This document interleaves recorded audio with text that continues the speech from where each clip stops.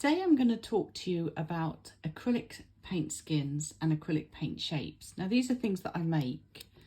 I'm not going to share with you how I make them because I sell them and it's a business for me, but I am going to show you what people use them for and how they use them. So these are just some examples of acrylic paint skins, and they are used in resin projects. You can also use them in other craft projects, but primarily they are amazing in resin projects. So if you zoom in, you can see that they have a sort of unique patternation on each one. You'll never ever be able to replicate any of these skins in their entirety. And some of them come with a nice colour on the back, and others are just plain black or white or blue or whatever on the back.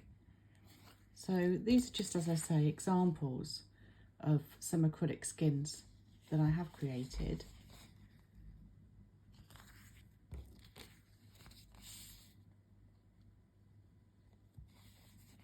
This one's obviously been used. So that gives you an idea of an acrylic paint skin. Some of them are durable to, be a little bit aggressive with, and others are a little bit thinner and won't take as much of a beating as some of the thicker ones. And then from these skins, I cut shapes, and I cut shapes from the tiniest of tiniest little dolphins, for example, like so, to pretty dragonflies, and then to even huge shapes, like this beautiful princess. So you can see in this one that she's got lots of metallics in her, and she's a sort of bluey silvery on the back. So these are acrylic skin shapes, acrylic paint shapes, and these are the skins. And I will put at the end of this just a few photos on a little slideshow, just so you can see a few of the other shapes and skins that have been made. They're not necessarily ones that are currently available. They're ones that perhaps have been made in the past. And then what I'll do is I'll clear this space up, and then I'll come back and I'll show you how to make a piece of jewellery out of one of the acrylic skins, and how to place in resin one of the shapes. So I'll be back in a minute. Okay, so I'm back, and I'm going to just quickly share with you my essentials when it comes to doing anything with the acrylic skins. The first one is a pair of curved scissors. Excuse the mess of them. I use them a lot and they get covered in paint, but they're still absolutely fine to use. And they're lovely to work with when you're working with curved areas. So definitely invest in a pair of curved scissors in better condition than mine are currently in. Have a little wet wipe to hand, or some tissue, but I prefer wet wipes. Have a little pointer thing. I have this lovely little silicone one, and that's going to help me move the resin around, because wood can, if you're using toothpicks or wooden things, that can actually cause bubbles. Have some damming tape, which basically you can use to seal the backs of open bezels like this one. And then you can either choose to use normal resin, which means that you're going to be doing this longer because you're going to have to set the layers, let them dry, etc. Or you can use UV resin. Currently on this one I'm using Vista Lumin. I do quite like this one, but UV resin obviously can unfortunately go yellow quicker than normal resin because it is put under quite a high UV lamp. And then a UV lamp, which I have over here, if you're using UV resin. If you're not using UV resin, obviously you don't need the lamp because that is only for UV resin. So what I've done already off screen, because I don't want you to be bored watching me try and cut too many things, I've already pre-cut some circles. I've got a large circle and I've got two small circles, one of which I've already encased in the closed back bezel earring, and the other earring is there, ready to have it put in. And the other one I'm going to place in an open backed bezel. So this is the acrylic skin I'm going to use in the open backed one. So it's got a lovely little splash of gold in there, some blues and greens and teals. And then these are the skins I'm going to use for the little earrings. So to cut out the acrylic skin, I tend to get my bezel, I place it where I want it, and then I will draw around it or use a, what are they called? Not Stanley knives, you know what I mean. Scalpel, there we go. Get a scalpel and cut round it. My advice is always cut a little bit bigger than you think you need, because you don't want it to be too small. The problem with it being too small is when you hold up your bezel to the light, if your acrylic skin doesn't quite go to the edges, you're just going to see light through it. So cut a little bit bigger than you need and get it into your shape. With these ones, what you can do is you can press them down onto your acrylic paint skin, and it leaves an indent which vanishes very quickly. I don't know if you're going to see that. I can just make it out in this light. Let me try that again. So push it really hard, get the imprint on the skin, and then there you can see it. Then you can cut around it. So that's with these really sharp edges of these closed bezels, that's really the best way of cutting these. These ones, like I say, draw around it, and then using your curved scissors, just cut it. So that's what I've done with these two. Now on this, let's start with this one. This one's quite simple because in theory, if you've cut it to the right size, you should be able to pop that in there and push it down and it would fit. Now what I've done on this is I've purposely made it too big to show you how I tidy up two bigger ones. So I'm going to have it coming down this way. Am I happy with that? Yes, I think I am. I'm going to push it in at this bottom bit here so that it only overlaps around these top sections and that it's perfectly in the bottom there. So that's my guide point. I'm going to push it in. And as you can see, it's nicely overlapping. And then I'm going to get my curved scissors and I'm going to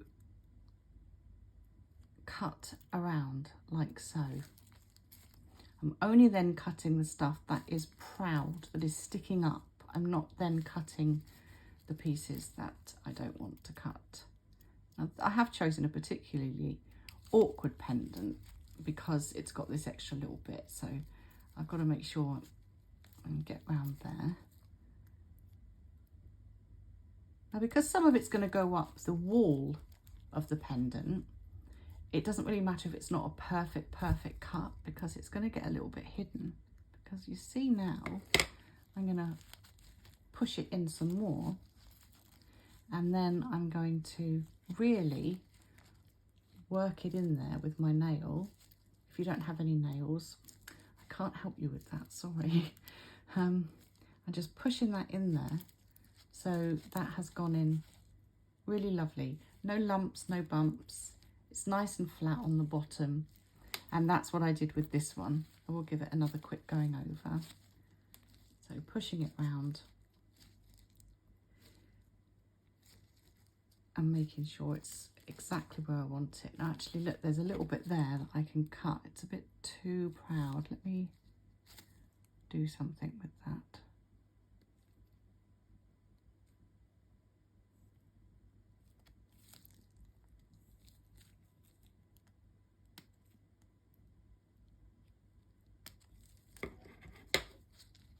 Better? That's better. It's worth taking the time to get them in properly because you don't want them floating up or having gaps or anything. So do take your time with them. As I say, cut larger than you need to start with and work it out once you've got it in there. So really on this one, if you are going to use normal resin, at this point, you could literally just put the normal resin in there. I do recommend a shallow layer first. So, you know, this could be done over maybe 2 days. A shallow layer and then a doming layer afterwards. Just because you don't want any overspill. You don't want it, you know, if you it's only a very small bezel here. So, you know, you could easily overfill that. I do recommend doing it in 2 goes, but you'll become an expert and you'll know what you like to do. When you are using UV resin, what we'll do in a second is we will just pop a very shallow layer on there, put it under the lamp. I'll speed all those bits up because you don't need to, you know, you're not going to want to see me do those bits. So we'll just pop a little layer in each under the lamp, let it cure for a couple of minutes, back out another layer under the lamp, and then a doming layer. So my first layer really is to seal. That's my intention. But again, you can try and do it in larger layers if you want to, but that's how I do it. With these ones, it's a little bit different because there's nothing to stick this to. I mean, you pour resin through that, it's just going to vanish everywhere. So you have 2 options. What you could have done is you could have cut this much bigger. You could have placed this over. You could have pressed it down really, really hard and then poured some resin and really hoped that it didn't leak out too much. So sort of keeping your fingers crossed and hoping. But what I like to do is take some of this damming tape and cut some out. I don't usually use these scissors for this, but that's what I've got to hand. Pop it down like so. And then get your bezel, push it firmly down, and now you've created yourself a back. So much like this one, you've kind of created the back. And also what this does is, because this is sticky, it's actually going to help us keep this down. But because it's sticky, once we've put it down, we've put it down. Does that make sense? So we really want to be happy with our angle. So place it over the tape. Really work out where you want your patination to be, whether you want it up, down, left, right, whatever. I quite like the idea of what do I like the idea of? What? I think I quite like the idea of that. So, oh, it's very sticky. Oh, fiddly and sticky, especially with gloves on. Right, I'm going to put that down in there. Now, try and get near the centre. Put it down. If you're not happy, move it around, but remember it's on sticky tape.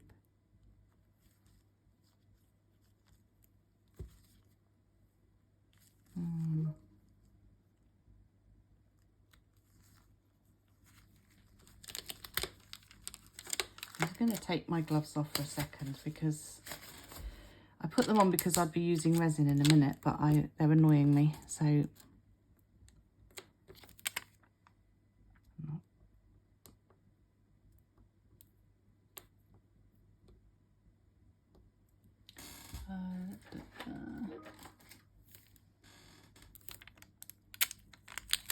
sorry about this, everyone. I'm having problems. At least you can see now how fiddly this is. The reason I did that was because there was a gap down here and I didn't want there to be a gap down here.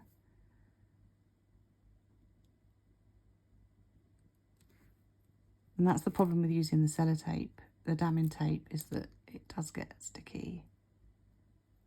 That feels a bit better. And I'm just going to push that down. Now what you can do is you can hold that up to a light, like a normal natural light, and it will show you whether or not there's any gaps. There is a gap, but I'll fix that later. I will show you at the end how I'm going to fix that. So I push that down. Now again, ooh, it's so sticky. What I should have done is also put a little bit of this tape down to stick it down while I was doing all that work. and that would have made my job a whole lot easier. That's the card I'm going to put it on to put it into the lamp. I should have done that. There we go. Now, wouldn't that have been a much easier thing for me to have done and shown you at the beginning? So hopefully you've seen that. So now what you can do if you're using normal resin is you could pour your setting layer in there and then come back the next day or whenever and then do your doming layer. I'm going to use UV resin on all of these. So what I'll do is I will put one shallow layer in there, cure it for a couple of minutes, and then I will do another layer, cure it, and then I will do its final layer. So you'll be able to watch that sped up in a minute. I'm going to do that right now.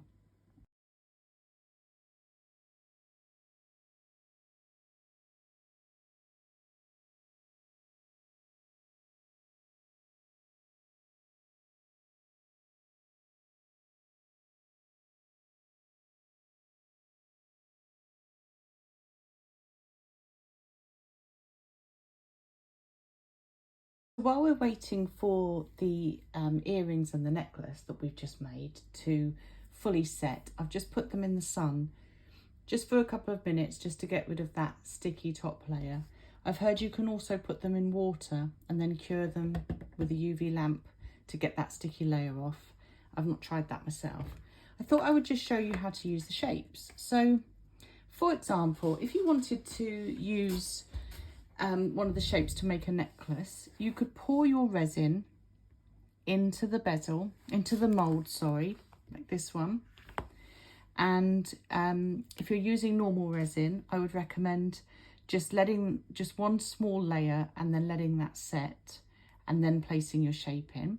If you're using UV resin, exactly the same, one small layer, let it cure and then put your shape in.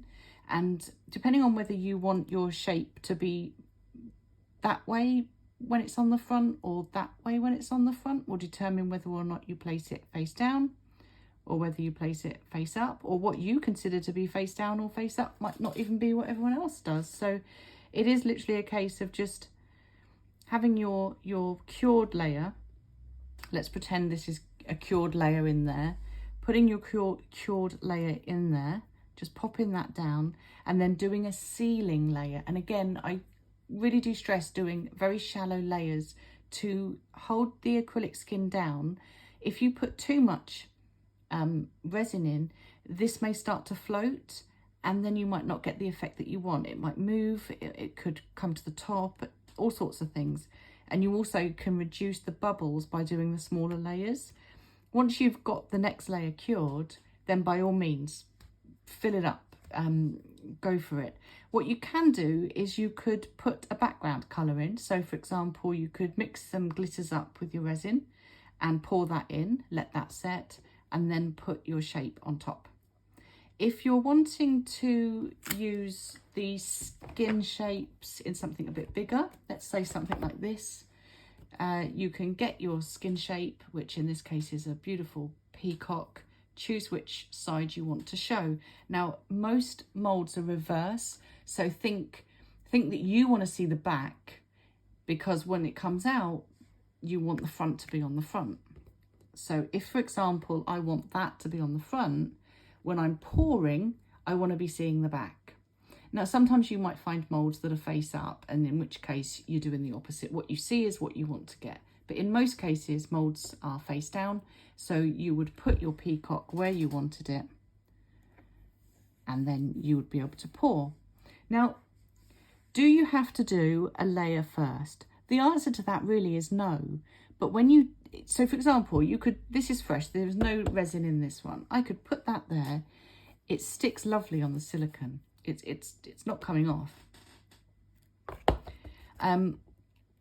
I could pour a layer of resin in there. Obviously, I'm not going to use UV resin for something this big. I could pour a layer of resin, and then when I demold it, I'm probably going to find that some of the acrylic skin hasn't quite been penetrated by the resin, and I'm probably going to have to do a top coat. So it's up to you really whether or not you chance it and just pop it in, pour the resin and see if you need to do a top coat afterwards, but I think you will in most cases need to do a top coat, because just some of the thicker sections, the resin just won't soak through, and you might end up touching it and going, ah, I can actually feel the acrylic skin there. So you'd want to protect it by doing another layer, but you can give that a go. Actually, I'm looking at this now and I'm thinking, I think I might do that one. That looks really gorgeous. I'm going to leave that there. And then the other option, if you want to actually make a pot, for example, out of the acrylic skin, it really is just a case of cutting it to size, which I haven't done in this case because I'm just showing you, and popping the skin in. As I say, cut it to size, put it all the way round. If I had a, what size is that? Even that's not the right size, but if you had a large or long thin acrylic skin, you can just pop it in like so. Pour a sealing layer, and I say it again just purely because you don't want to just fill this up with resin, because A, you're going to get bubbles, and B, the acrylic might just float up. So just do a very shallow little layer in there at the bottom, or do the layer first, actually might be good, so it's still wet when you put this in, rather than pouring resin over it, because that might be a bit awkward. Do a little layer of clear resin, pop that in to sit and set, and then once it's set, you can then just fill the rest of it up. And when you take that pot out, it would have, in theory, it would kind of have that design on it, which would make it an absolutely unique pot. So yeah, that's the different ways of using the shapes and the skins. So I'll just go and grab the jewellery that we've just made and show it to you. Here we go. So this is now the finished pair of earrings, which I'm just going to take off of there. They've lost their tacky surface because they've been outside in the sun. So we have now got a really pretty pair of earrings. Look at them. Aren't they gorgeous? I'll take better photos of those and show them at the end. And then for this one, when we take the base off, the tape off, sorry, we might find that actually we need to do something on the back, because it might not have gone all the way through. But in this case, it has gone all the way through. Now I noticed that there was ever so such a slight gap just there. When I held it up to the light, I could just see through it. So I'm going to actually put a back coat of colour on here. I'm going to do it with nail polish and then a layer of UV resin. And that way I'm not using UV resin in colour, or colour in UV resin, and because a coloured UV resin is quite hard to cure, whereas if I just do a blue nail polish, and then I can just do a clear layer of nail varnish. So I'm going to do that and show you. Okay, so I'm going to use this nail polish. It's a gel, oh, it's a gel nail polish, and it doesn't want to open.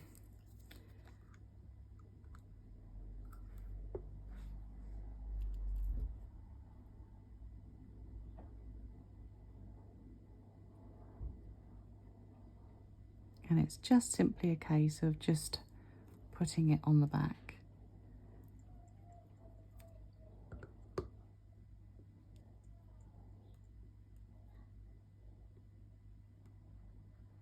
Oh, it's awful, isn't it? But I love that smell. I love the smell of nail polish.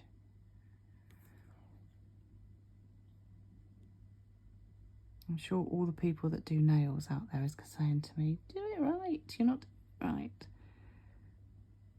I've probably put too thick a layer on for nails, for gel. Probably won't cure now. It doesn't matter if I get it on the bezel itself, because I can wipe it off.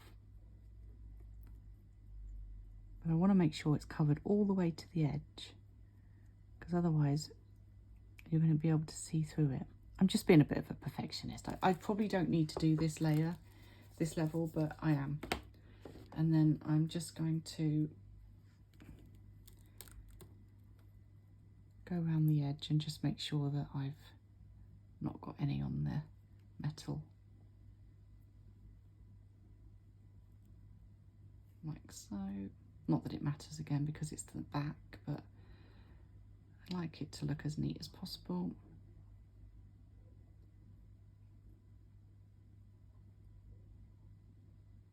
There we go. So I will let that cure under the lamp. I could have just used normal nail varnish. I'll let that cure under the lamp, and then when that's cured, I will pop a layer of UV resin on the back. Just going to put that little layer on there. This doesn't need to be a deep layer because it is literally just a coating layer.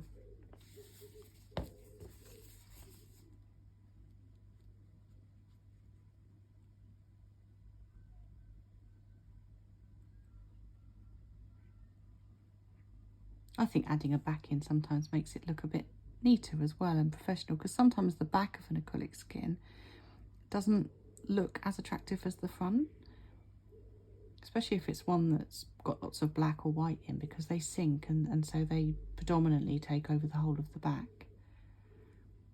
So by this way you can control the back of the bezel as well. That'll do. So I'll pop that under the lamp and show you that when it's ready.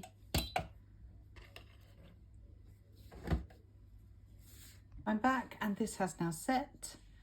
The back is just a plain blue and the front has now got the acrylic skin in there, and it's nicely domed, as you can see. It's slightly proud of the bezel. That's how I like to finish mine off. And then I'm going to use a little pinch ball here to pop in there. Oop, and I should be able to just push that closed, and then with my pliers I'll just give it a little help just to make sure it is really closed in there nicely. There we go. And then I'm just going to put a little black cord necklace on it, because I don't tend to waste money on precious metal chains, because I feel that customers have usually got a spare silver necklace at home, and gold is too expensive really, isn't it? So there we go. I hope you enjoyed watching that, and as I said, I'll pop some little photos at the end.